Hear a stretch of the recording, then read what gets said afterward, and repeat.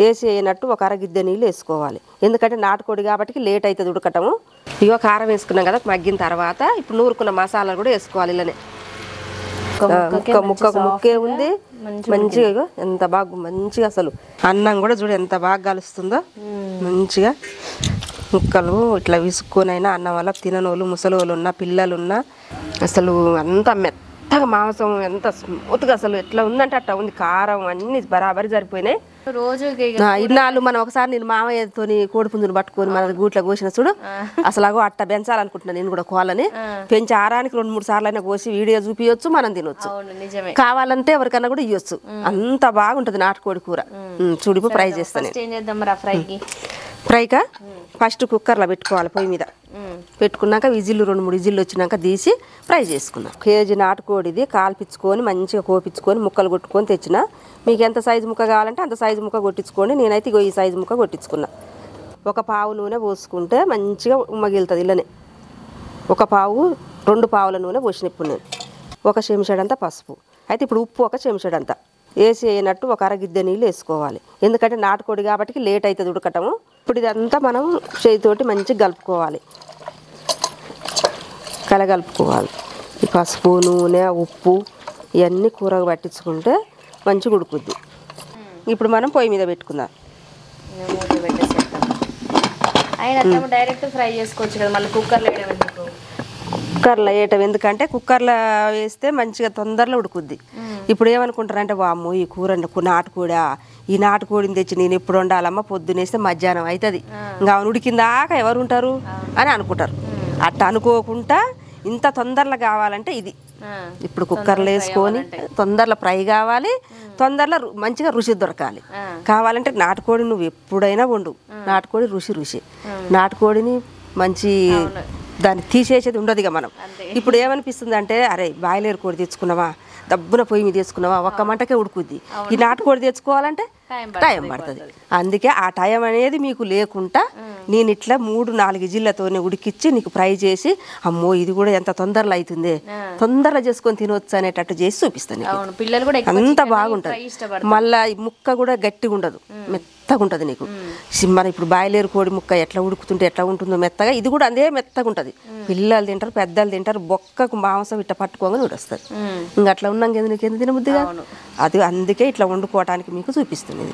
నాటుకోడి కూర అంటే 1.5 సమయం పడుతుంది పెట్టి ఉడికించి గుజ్జుకు రావడానికి. అవును, అది మెత్తగా ఉడికితే 1.5. ఇది 3 విజిల్స్ తర్వాత ఫ్రై చేసుకుంటే అదే ఉంటుంది. ముక్క మంచిగా ఉంటే టేస్ట్ అన్నీ ఉంటాయి. ఇంకా అన్ని అందుకని ఇది వేసిన, ఇప్పుడు కుక్కర్లో వేసిన. సరే అర్థం, ఇంకా మంట పెట్టేసి. ఇంకో 4 విజిల్లు వచ్చినాయి. ఇప్పుడు మూత తీసి చూసుకుందాం. ఇదిగో 4 విజిల్లు వచ్చినాయి. కూర ఇంకో ఎంత బాగా ఉడికిందో. ఇగో ఇట్లా మంచిగా ఉడికింది. ఇప్పుడు మనం ఫ్రై చేసుకుందాం. మసాలాలు వేపుకుందాం. మసాలాలు వేపుకున్నాక నువ్వు అవి మిక్సీ పట్టుకోద్దు, నేను తాలింపు చేసి కూర వేపుతాను. సరే. ఇగో కళాయి పెట్టుకున్నాము, మంచిగా వేడైంది. వేడి కాగానే ధనియాలు వేపుకోవాలి.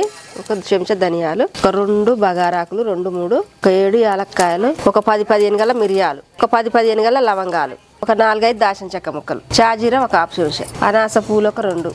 ఇంతవరకు వేపుకొని మంచిగా పండుగ కలర్ వచ్చేంతవరకు వేపుకోవాలి. ఎంత సన్న మంట మీద మనం మసాలాని పండుగ వేపుకుంటామో అంత టేస్ట్ వస్తుంది. ఇప్పుడు దింపుకొని ఒక ప్లేటు పోసుకుందాం. ఇగో ఇదే కళాయిలో నూనె పోసుకోవాలి. ఫ్రై కాబట్టి 3 చెంచాల నూనె బాగా వేడి కాగానే 2-3 ఉల్లిగడ్డలు మంచిగా సన్న కట్ చేసుకొని వేసుకోవాలి. చిన్నవి అయితేనేమో 3, పెద్దవి అయితేనేమో 2. ఈ పెద్ద ఉల్లిగడ్డలు 2 కట్ చేసిన. ఇగో ఉల్లిగడ్డ మంచిగా ఇట్లా పండైనట్టు అయినాక ఇప్పుడు మనం అల్లం పేస్ట్ వేసుకోవాలి. 2 చెంచాల అల్లం పేస్ట్, 1 చిటికెడంతా పసుపు. ఇందాక కూరలు వేసినాం కాబట్టి తక్కువ వేసినాం. ఈ అల్లం కూడా పచ్చివాసన పోయేటట్టు గలబెట్టుకోవాలి. ఇప్పుడు అల్లం వేయగానే పచ్చివాసన పోకముందే కూర వేసుకోవద్దు. ఈ ఉల్లిగడ్డ ఇట్లా ఎర్రగా కావాలి, ఈ అల్లం కూడా మంచిగా పచ్చివాసన లేకుండా ఎర్రగా కావాలి. ఇంకో ఇట్లా ఎర్రగా దగ్గరికి పడ్డాక పచ్చిమిర్చి వేసుకోవాలి. 4-5 సన్నగా నిలువు పోసుకొని అవి కూడా ఇలానే వేపుకోవాలి. కొద్దిగంత కొత్తిమీర కూడా వేసుకొని వేపుకోవాలి. ఇప్పుడు మనం ఉడికిచ్చిన కూరని ఇలా పోసుకోవాలి.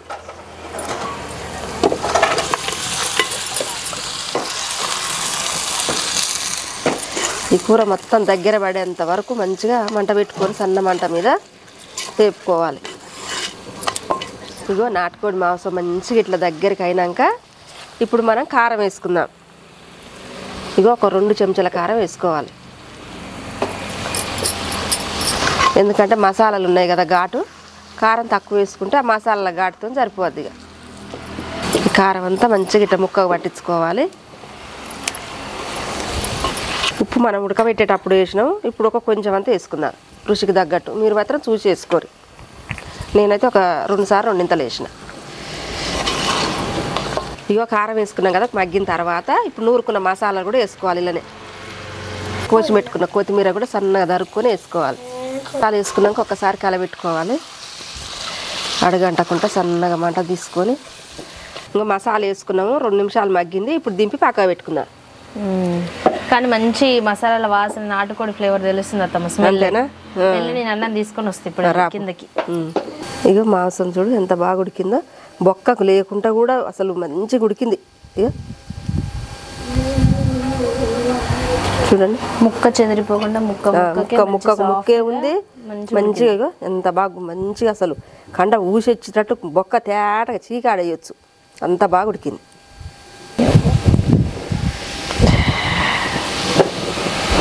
చాలా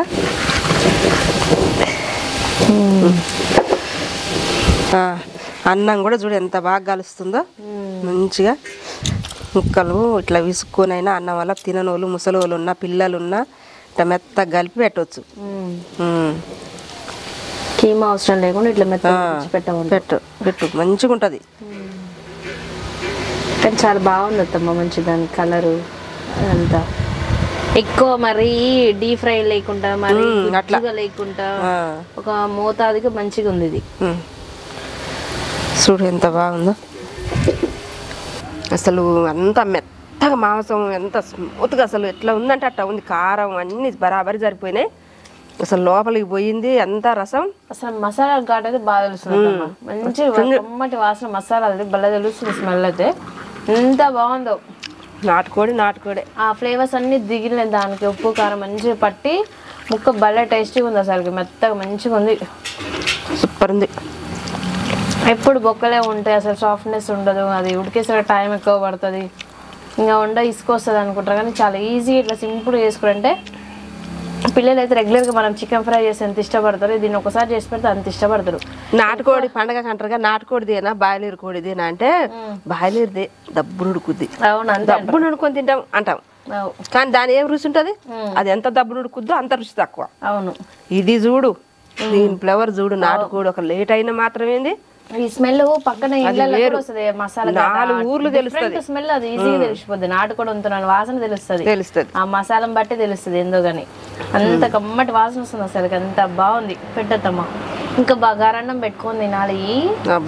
సండే చెప్తావు, మాటలే ఉండవు.